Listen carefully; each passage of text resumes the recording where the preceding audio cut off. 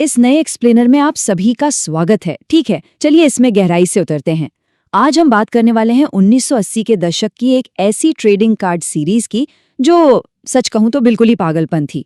हम बात कर रहे हैं डायनासोर्स अटैक की।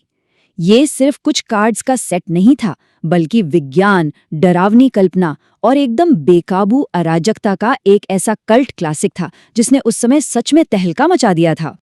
अब जरा सोचिए, क्या होगा अगर कोई ट्रेडिंग कार्ड कंपनी 1950 के दशक की मॉन्स्टर फिल्मों, टाइम ट्रैवल और चरम स्तर के डायनासोर विनाश को एक ही ब्लेंडर में डालकर मिक्स कर दे।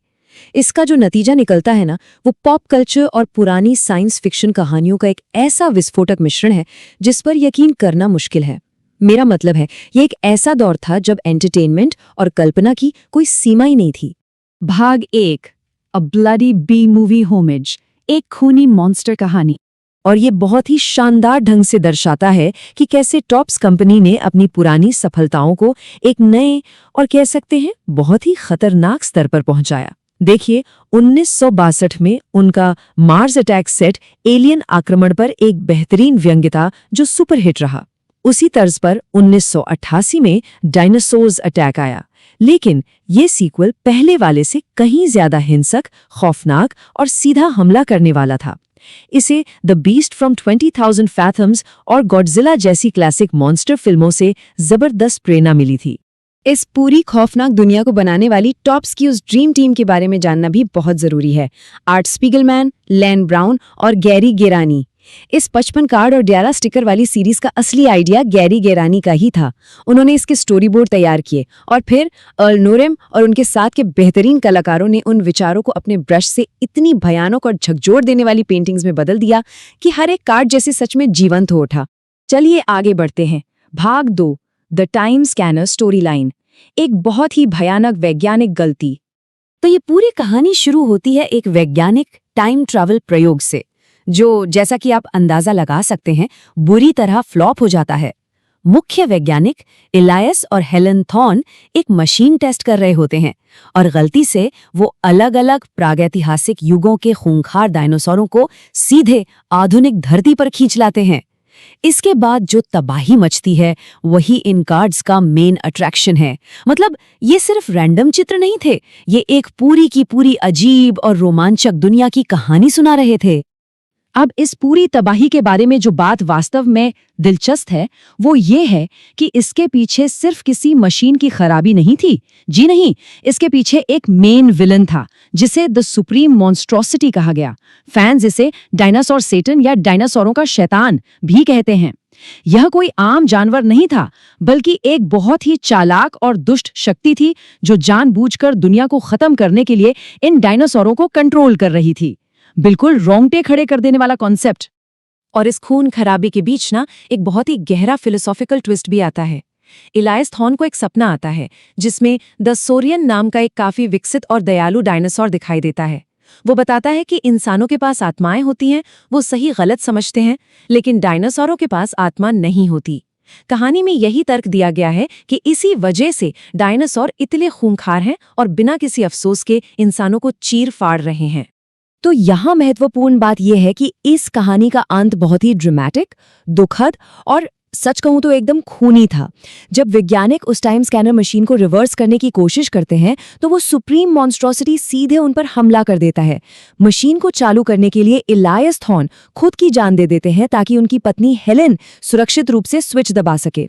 जैसे ही मशीन उल्टी घूमती है, सारे डायनासोर अपने समय में वापस खिंचने लगते हैं और इस भयंकर खिंचाव में ना उनके शरीर के लिटरली चीथड़े उड़ जाते हैं। अब आते हैं भाग 3 पर, हिंसा और वैज्ञानिक अशुद्धियां, यानी साइंस की पूरी तरह से अनदेखी। अब इस कहानी की फिलॉसफी को किनारे रखकर अगर हम इन कार्ड्स के असली विजुअल्स पर आएं तो इनमें जो ग्राफिक वायलेंस था वो सच में किसी भी इमेजिनेशन से परे था। जरा इन भयानक सीन्स को इमेजिन कीजिए। एक जगह एक एलोसोरस मासूम स्कूली बच्चों को खा रहा है, दूसरी जगह एक स्टेगोसोरस अपनी पूंछ के कांटों से एक पुलिस वाले की आंख निकाल रहा है। और एक कार्ड में तो हद ही हो गई, जहां एक टेराडोनडॉन सीधे अमेरिका के राष्ट्रपति पर ही हमला कर देता है। ये 80 के दशक के मीडिया का एक बेहद डार्क और ओवर द टॉप हिस्सा था जिसे आप चाहकर भी नहीं भूल सकते। और अगर हम साइंस के नजरिए से देखें तो भाई ये कार्ड्स असलियत से मीलों दूर थे। विज्ञान का तो जैसे मजाक ही बना दिया गया था। जैसे ट्राइलोबाइट्स को मांस खाने वाले कीड़ों की तरह इंसानों पर हमला करते दिखाया गया, जबकि असली साइंस कहता है कि वो तो बस कीचड़ से न्यूट्रिएंट्स लेते थे। और डायमेट्रोडॉन को इतना विशाल बना दिया गया कि वो मॉस्को के सेंट बेसिल कैथेड्रल से भी बड़ा लग रहा था, एकदम गॉडजिला वाली फील दे रहा था। लेकिन आपको पता है, हर डार्क स्टोरी में कोई ना कोई हल्का फुल्का एलिमेंट होता ही है। यहाँ वो था ट्राइकेसोडॉन। ये इस पूरे सेट का इकलौता ऐसा डायनासोर था जिसे बिल्कुल सही ढंग से एक शांत शाकाहारी जानवर के रूप में दिखाया गया था। पूरे सेट में ये कभी किसी इंसान की जान नहीं लेता। एक स्टिकर में तो ये बेचारा बस एक स्ट्रीट लाइट को पेड़ समझकर खाने की कोशिश कर रहा है। इतनी मार काट के बीच सच में ये एक बहुत ही फनी और मजेदार सीन लगता है। मूविंग ऑन, भाग 4, द अनमेड फिल्म अडॉप्टेशंस, हॉलीवुड के अधूरे प्रयास।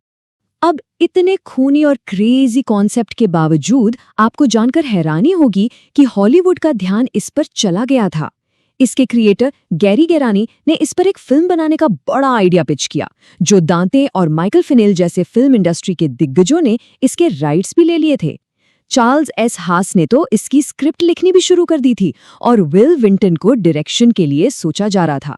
मतलब सब कुछ सेट लग रहा था और ये हॉलीवुड का एक बहुत बड़ा प्रोजेक्ट बनने ही वाला था। लेकिन फिर एंट्री हुई जुरासिक पार्क की। जुरासिक पार्क को जो ऐतिहासिक सक्सेस मिली ना, उस दिन इन फिल्म मेकर्स का कॉन्फिडेंस पूरी तरह से हिलाकर रख दिया। उन्हें लगा कि दर्शकों की उम्मीदें अब आसमान छू रही हैं और वे जुरासिक पार्क के उन रियलिस्टिक डायनासोरों का मुकाबला नहीं कर पाएंगे। इसका नतीजा ये हुआ कि टिम बर्टन, जो इस प्रोजेक्ट में काफी इंटरेस्टेड थे, उन्होंने अपना रास्ता बदला और इसके बजाय मार्स अटैक्स फिल्म का डायरेक्शन किया। एक बड़ा मौका हाथ से निकल गया। आइए आगे बढ़ते हैं और देखते हैं कि ये सब कैसे बिल्डअप होता है। भाग 5, एक कल्ट क्लासिक की लेगेसी। तो भले ही फिल्म का प्रोजेक्ट डिब्बा बंद हो गया हो, लेकिन डायनासोर्स अटैक का चार्म कभी खत्म नहीं हुआ।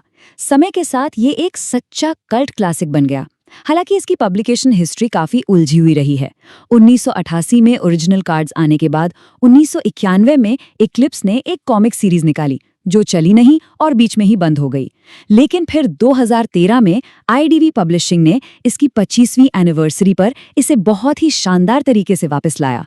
और सबसे कमाल की बात, उन्होंने गैरी गेरानी और अर्ल नोरिम जैसे ओरिजिनल क्रिएटर्स को इस प्रोजेक्ट के लिए फिर से एक साथ खड़ा कर दिया। इसके बाद किकस्टार्टर और टॉप्स के कोलैबोरेशन से 2016 और 2021 में इस फ्रेंचाइजी का एकदम नया दौर शुरू हुआ। मार्स अटैक्स, ऑक्यूपेशन और अपराइजिंग जैसी सीरीज में फाइनली वो सब देखने को मिला जिसका फैंस को दशकों से इंतजार था। Dinosaurs attack versus Mars attacks. सोचिए, अंततः इन दो महान, हिंसक और आइकॉनिक प्रॉपर्टीज को एक ही क्रॉसओवर स्टोरी लाइन में मिला दिया गया। फैंस के लिए तो ये किसी सपने के सच होने जैसा था।